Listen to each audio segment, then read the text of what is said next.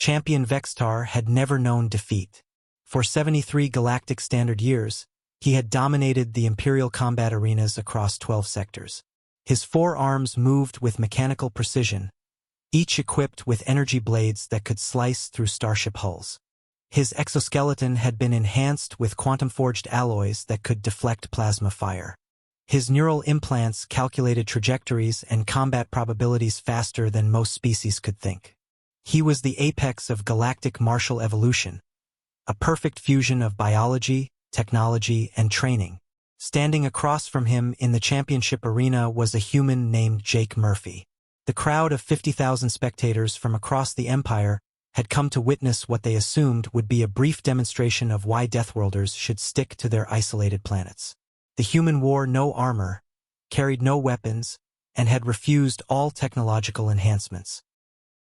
He stood in simple combat attire, looking almost bored as he waited for the match to begin.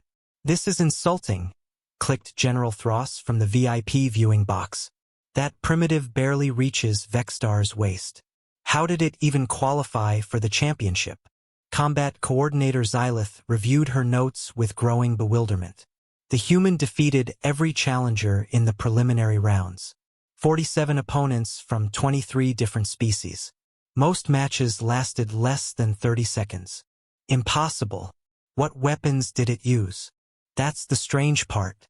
It didn't use any weapons. Just physical contact.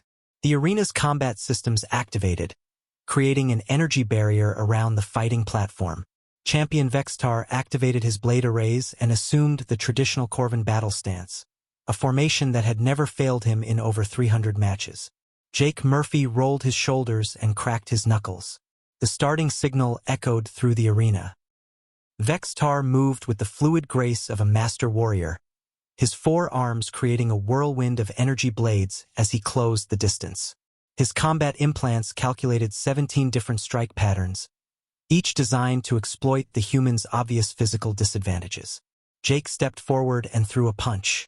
It was the most basic attack in human combat, a simple, straight right hand.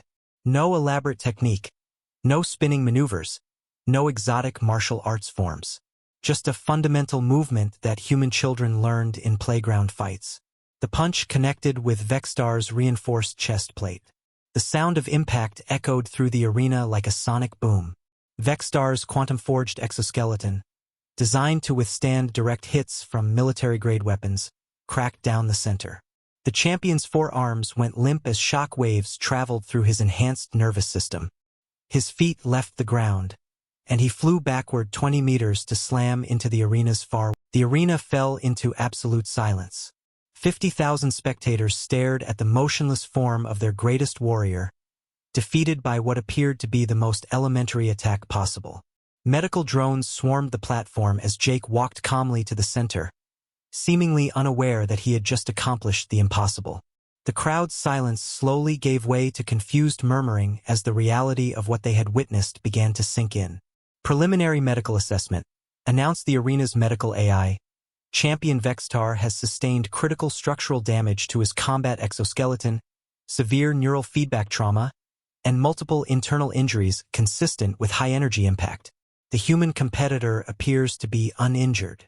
General Thross leaned forward in his viewing box, his compound eyes struggling to process what he had seen.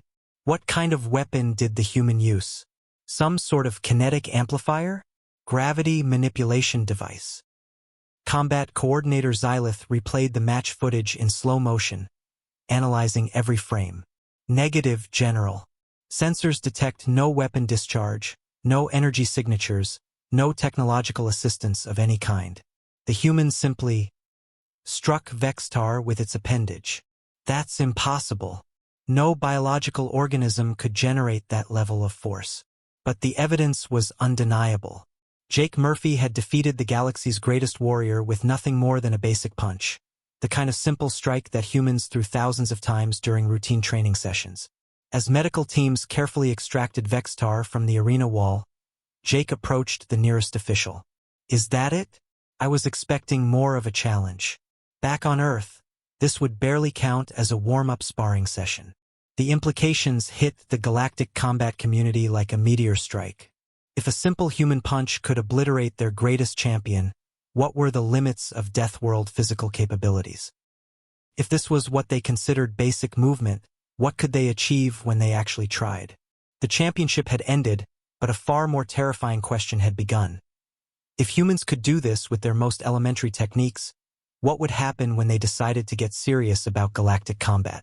Jake Murphy, meanwhile, was already asking tournament officials if they had any real fighters available for